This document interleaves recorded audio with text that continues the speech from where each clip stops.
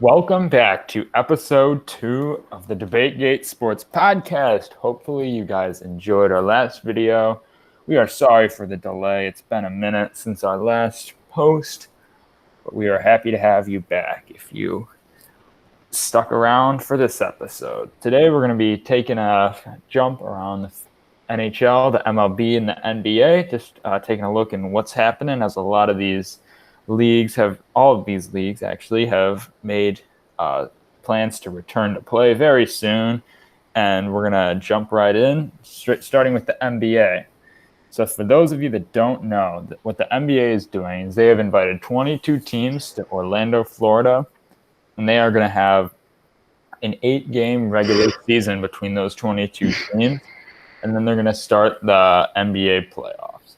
So the teams that they invited were the 8 teams in each conference that were originally supposed to make the playoffs, as well as the Wizards, the Suns, the Spurs, the Pelicans, the Trailblazers, and the Kings. So this is going to be a very new idea. However, many of the players have already either tested positive for coronavirus or have dropped out and refused to play in fear of getting this virus. So Josh, what do you think of this whole idea about that Adam Silver is planning on using to make the NBA return? I do personally like them trying to return. I'm a big fan of basketball. That's why we're making a sports podcast. I am interested to see the way this set works out.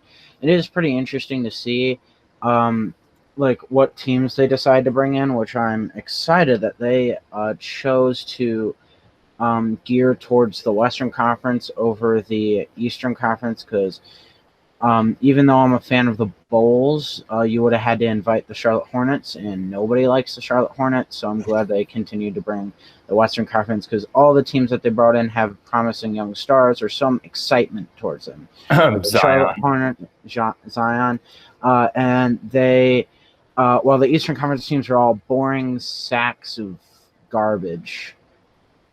Yeah, I know there's definitely more of like a big clump of like teams just out of the 8th seed. I know there were all the teams that got invited. I think they were only like 6 games back or something like that. Whereas the Eastern Conference was hot garbage this year. Yep. The Suns were actually yeah, correct. You were 6 games back out of the last playoff spot, where the Charlotte Hornets were 7. So even logistically, it does make sense, but also talent-wise, even though certain players on certain teams that are super exciting are not going to be showing up, if you would like to bring that up. Yeah, I would first before we get to that, I was going to mention the play-in games and the way that the 8th and 9th seed are going to be going about, because I personally think it's a really interesting and creative way of doing it. So the play-in games are when the 8-game regular season in Orlando is completed. They're going if the 8th seed in a conference and the 9th seed in the conference are if the 9th seed is at least four less games behind the 8th seed, they're going to have a play-in game where they're going to play each other twice, and the 9th seed has to beat the 8th seed 2 times in a row, and they will overtake the 8th seed and be in the playoffs. However, if they are 5 or more games back, then there's no play-in game, and the 8th seed will just be in the playoffs automatically. And like Josh just said, there are going to be a lot of young stars coming to Orlando, like De'Aaron Fox from the Kings, Zion, Jaren Jackson. So I personally think that's a really good idea, because even though what's at stake is being the 8th seed and getting clapped by the Bucks or the Lakers in the first round, I feel like it's good for young players to kind of have that sense of like something at stake. Like, it's not necessarily playoff basketball, but the young players need to be able to perform on a big stage, and for having this much on the line in a battle between a bunch of young players. I think that's going to be really good for them. Yes, it will be great for them. They'll give them a sense of urgency and leadership, and that'll show who really, as the playoffs always do, they show who's the real stars of this league and who are the people that are extremely overrated and just regular season stat patters. James Harden. Sorry. Honestly, I was going to say my example is going to be Pascal Siakam, because literally last year he was a nobody. And then last year he performed extremely well in the playoffs and became an all-star starter this year and could potentially be a superstar within the next year or so. So, yeah, I think he can clearly handle the pressure, and I wonder if we'll see like one of those guys maybe in this playoffs. But you never know. Yeah. So I think we should move on to other news regarding this. The players that are So some of the notable names are that have tested positive for coronavirus in the past couple of weeks were Buddy Hield from the Kings, DeAndre Jordan from the Nets, Spencer Dinwiddie also from the Nets, and Malcolm Brogdon from the Pacers. So I think when they totaled it up, it was like a 5.3% of the people coming to Orlando had tested positive for coronavirus. And more people are leaving for racial injustice reasons. We'll get to that topic very soon, or for COVID reasons. And it's starting to make some people wonder as we get closer to this restart of the season. Is it going to happen, or are so many players going to leave that it's just going to turn into like a amplified summer league? Yes, as well as the other thing that's quite interesting is the fact that they are playing in Orlando, which just so happens to be in Florida, which also in the past... That is very true. I think I know where you're going with this. It's like extremely hot zone because, let's all admit it, the people from Florida are not really the most brilliant people on the planet. They decided to reopen way too early and way too fast, and now they're eating their own words and actions. They had over 10,000 cases in back-to-back days, which is insane. Yeah, regarding that, their entire Texas were like setting records for the most. Yeah, and they were like increasing at a higher rate than New York City was in the hottest of the hotbeds, like when it really started to pick up in like late March, early April.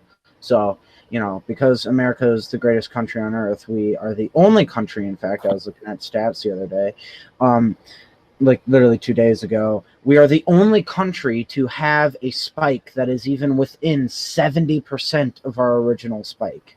70%, and we are at currently like around 95% of our original spike. So I just think USA, proud, especially because we're going to be posting this on the 4th of July. So if you're listening to this on the day it comes out, happy 4th of July. Yeah, it's an interesting situation. I do think that there is a strong possibility that will be called off. Because, they reopened really quickly and for like 2 to 3 weeks. So that means, according to the incubation period, according to the doctors up top, it's 10 to 14 days. And if they just started their spike up again, that is now currently past their original spike, then there's still another week or two of high numbers coming in. Don't want to get too political about whatever it is, but I'm just stating facts that this was a bad idea and a bad situation. Not the NBA playoffs, but Florida itself was a bad idea. I think they kind of have a plan for that, because the bubble system that Adam Silver put into place, and what it's going to do is, I think it's just like a string of hotels, and I guess it forms kind of like a bubble, and NBA players cannot leave that designated bubble in order to bring back the virus, because you don't know if you have the virus for like a week or two, and you may have it. But I'm not so sure how that's going to fair with the NBA players. You know, like during the playoffs, they're out and about, they're at clubs, they're at fancy restaurants, or doing whatever during the NBA playoffs. And, you know, these top tier celebrities don't like to be told what to do, even if that's sit in a hotel room so you don't get virus. But I don't know. I feel like there's gonna be some sort of violation, and I don't know. I just have a bad feeling about this whole thing. I just feel like there's going to be a lot of coronavirus, and I think it's going to be very underwhelming. That's just my personal opinion. I don't want this to happen. I am been waiting for the NBA to resume for quite some time, and hopefully it all goes well. Definitely. But I don't think it'll be too bad because there isn't really a ton of major stars. I think the best player you listed was Malcolm Brogdon, unless I missed one. Oh, Nikola Jokic. I looked over the list. Nikola really? Jokic also got tested. So positive on June 23rd. Oh, that's unfortunate. That sucks. Yeah. Okay. Well, June 23rd, granted, if they're reporting July 7th, he can easily recover by then, hopefully. But then if the next best player is Malcolm if Malcolm Brogdon is the best player to miss it, who's, by the way, probably the fourth best player on that team, I don't think we're really gonna go down to, as you said, a glorified summer league. But hopefully there are not happen. But there are stars who have opted to just dip with a certain someone at the head of it. I assume you're talking about Kyrie. You assumed correctly. Yeah, so Kyrie has actually not mentioned anything about COVID, but he does not want NBA players to go to Orlando because of the racial injustice that has happened throughout our country. And we are not going to get political on this podcast, but what has happened is terrible. Kyrie's message was that the NBA should not resume because it takes the focus off of the racial injustice that's been happening across America. And he doesn't think that the focus should be about playing basketball when there's so much like problems going on. He thinks it's just kind of like putting the attention aside on that matter.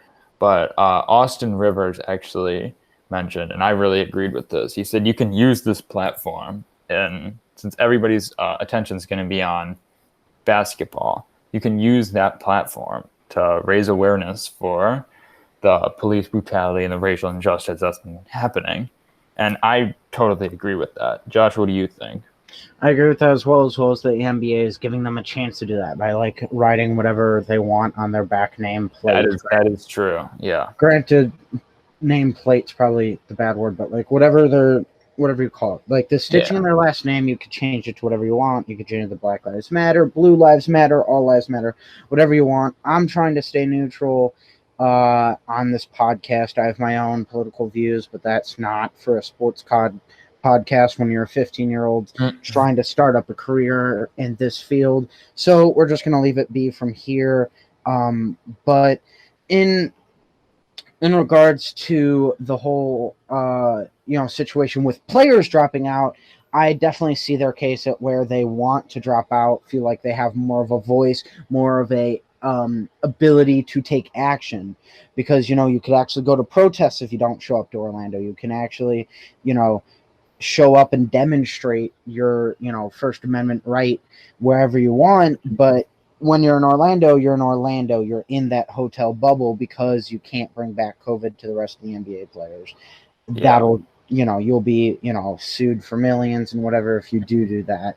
If it's just it's a hard decision to make if you're a player and someone who wants to stand up for that. But I think, as myself being a fan of some of these players who dropped out for that reason, I am slightly disappointed to not see him play, like Damian Lillard, not Kyrie Irving. I don't really care. You can go do whatever you want, Kyrie, but I am a little bit saddened by Dame. Always brings fun playoff moments. Like, the wave goodbye to the Oklahoma City era. That was crazy last year. But getting back on track, because I am used to tangenting, the other thing would be is that, on the other hand, I am not going to sit here and say that's a bad decision and that they shouldn't be doing it. I feel like it's their money, their careers, their lives, what they believe in. They're not contractually have to be there contractually, because the NBA said they put in a clause into all contracts. You don't have to show up if you're nervous or you want something else. You don't have to show up. So they aren't contractually breaking any rules. They are using their right that they were given in their contract. So I don't feel like anyone should feel like, oh, I deserve this. Like, no fatso like me should be sitting in their chair who loves the NBA being like, oh, that professional athlete should not have views outside the basketball court and should only be playing for my entertainment. They have lives. They just so happen to also be extremely skilled and extremely athletic. So I've been talking way too long, but those are my 2 cents on the situation when it comes to the whole social justice and leaving basketball for it. I think I'm not for or against it, is basically what I'm saying. Yeah, I think originally there was a scare a couple of weeks ago when Kyrie first tweeted this out, and I think a lot of guys were kind of jumping on board. Avery Bradley opted out. Dwight Howard also agreed. I don't believe he opted out, but I may be incorrect. But after a week of that, though, not many players have really mentioned the racial injustice, which is good. However, the focus has kind of been back on the COVID. But enough negative topics. The NBA is still coming back, and I wanted to talk with you, Josh, about who could potentially knock off the favorites. And I think we can agree that the favorites are the Lakers, the Clippers, and the Bucks. Would you agree? I would agree. And since there's only an 8-game schedule, there are some important games. Like I see right here, the Clippers will be playing the Lakers, the Celtics will be playing the Bucks, and the Nuggets will be playing the Thunder, which are all very crucial games where teams could potentially move up and down in the seedings. However, Josh, who do you think are some of the favorites and threats to knock off these perennial contenders? So I am going to reference the time where I decided to not record our recording, and that was last week where I accidentally forgot to record. That's why we're recording it a week later. Time schedules didn't work out. I said the following teams. I said the Nuggets, the Raptors, the Celtics, and the Heat. Now, I'm going to take off 2 of those teams. The Nuggets, for obvious reasons. Obviously, if Jokic can't make it or decides not to come, I don't know if they can beat them. As well as, I don't know if Jokic is going to be able to perform at a high enough level where they can get past the Lakers or the Clippers. I don't think they also have the forward depth to defensively go up against either of those teams, let alone the Bucks. So I don't think their defense is strong enough for that. And then on to Miami. I did some more deep dives into one of my favorite players in the NBA. They actually have 2 of my top 3 favorite players. Joel Embiid is on the 76ers. I know that. Just Joel Embiid on the 76ers, and then Jimmy Butler and Bam Adebayo on the Heat. And Jimmy Butler is, I know this may surprise some of you casual NBA fans, is not a good playoff performer. He's actually starkingly awful. So, as a big fan of Jimmy Butler, yeah. I thought he was good last year. I thought he was too. He was good last year. That was his only good year. But I was watching a video about it. His stats, like his true shooting percentage, went down to +6 of the average, down all the way to -7 below the average of the NBA that year. And then like his points per game and whatever went down a lot as well. He's not as bad as Harden, but he's down there. He's down there like around Curry, or OKC Durant. He's around there. So did you just say Curry? Yeah, Curry. He's actually, if you take out his injury years, he's actually not the best playoff performer. Okay, I I actually saw would very this. much disagree with that. You can look at the stats, my friend. You could Okay, talk to the okay, stats. he averaged like 30 points in the finals while being double teamed last year. But In the finals, in a year where he actually had control over the offense. I'm talking about younger Curry. okay, younger Curry when So the MVP and whatnot. okay, I Yeah, very I'll much send agree you the with that. video I was looking at. I'll send you the video I was looking at. We could discuss Yeah, this I'm gonna another need time. yeah, When I'm you gonna need realize, to believe that. There's no I'm chance. right. When you realize I'm right. No chance. No chance. Bet on it. Anyways, going on. He is not the best playoff performer, so that cuts Miami away from them. And then the two teams that I do think have a challenge. Now, do I think they will? No. But can they? Yes. The Raptors and the Celtics. Why the Raptors? You lost Kawhi. Everyone thinks it was just Kawhi, but it was the coaching of Nick Nurse that really brought them through this. The role player. The Giannis rules that were implemented where you built a wall so he couldn't Euro step around or through your players was amazing. Therefore, you basically stunted all of Giannis's drives and you slowed him down as much as you could. Because I'm pretty sure he still averaged 27, 28 points a game during that series. And you slowed him down as much as you could. Now you just slide a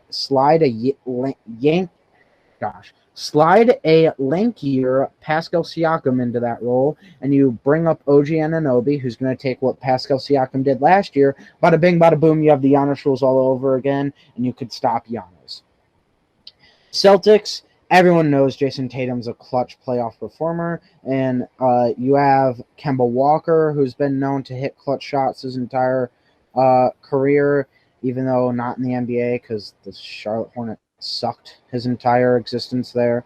So they just have extreme depth. My only main worry is their center position. Daniel or Dylan Dice or Daniel Thies? Tice. Daniel Tice. Okay, I was Mm-hmm. close. Daniel Tice is their starting center, and that's an issue. That's a major issue. Brook Lopez is not not great, but he's a very good rim protector and a very good, not very good, but good offensive weapon. Enes Kanter's the best offensive rebounder in the game, which is important when you have those kind of scorers around you. We're just going to skip over what you just said.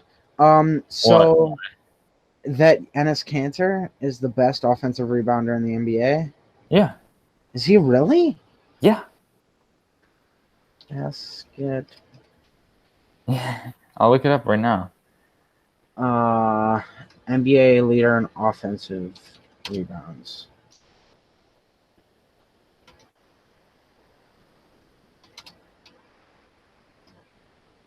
Sorry for the silence. I'm just looking it up. Holy shit, you're right. Mm-hmm. Wait. All right, let's look at his rebounding percentage, though. Offensive rebounding percentage, the highest in the league. Wow. Okay, I would have sworn it was the guy who was up next, Andre Drummond. Huh. Well, the more you know. Maybe if you trust me and you look at the Curry stats, then we would both be proven wrong on something, wouldn't we, Gavin? Yes, we would. Anyways, sorry about that. Mm-hmm. Sorry for my inexperience when it comes to offensive rebounders, just like Gavin's inexperience in playoff performers. Okay, we still don't have proof about that, so we are gonna debate about this later. And okay, on the next podcast. Anyways, back to the topic at hand. Yes, good offensive rebounder helps a lot, but still stands that your centers are not great, and that is not going to be amazing when your starting power forward is 6'8". So, your ways of stopping Giannis on Boston is much more limited, but their offensive output is much better than the Raptors. So those are the only two teams I feel like actually have a chance at dethroning the favorites. Yeah, I would agree. I was even believing I from the start I only had faith in Toronto and Boston. I think Miami's too young. I think Denver's too young, especially with I think Nikola Jokic is not enough. I think Jamal Murray is way too inconsistent. And even if Nikola Jokic is fine and COVID doesn't affect him and he plays and there's no problem or anything, I still think that they're too young. And I feel like the role players aren't really good enough. I feel like Gary Harris would really need to step up. Um, I think Michael Porter Jr. would actually have to have consistent minutes, which Mike Malone is not going to give him. So I think they're out. Miami's too young. They just had probably in like out of their 8 guys, I think they had like 3 or 4 rookies or second-year players.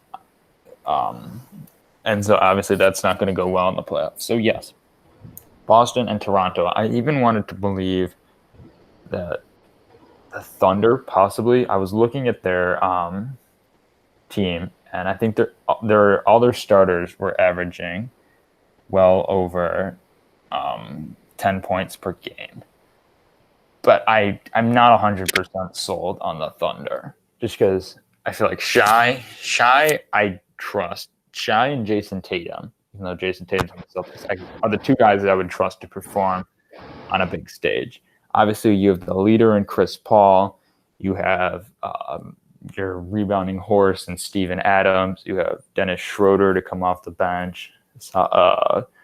More scores with like Terrence Ferguson and Hamidou Diallo.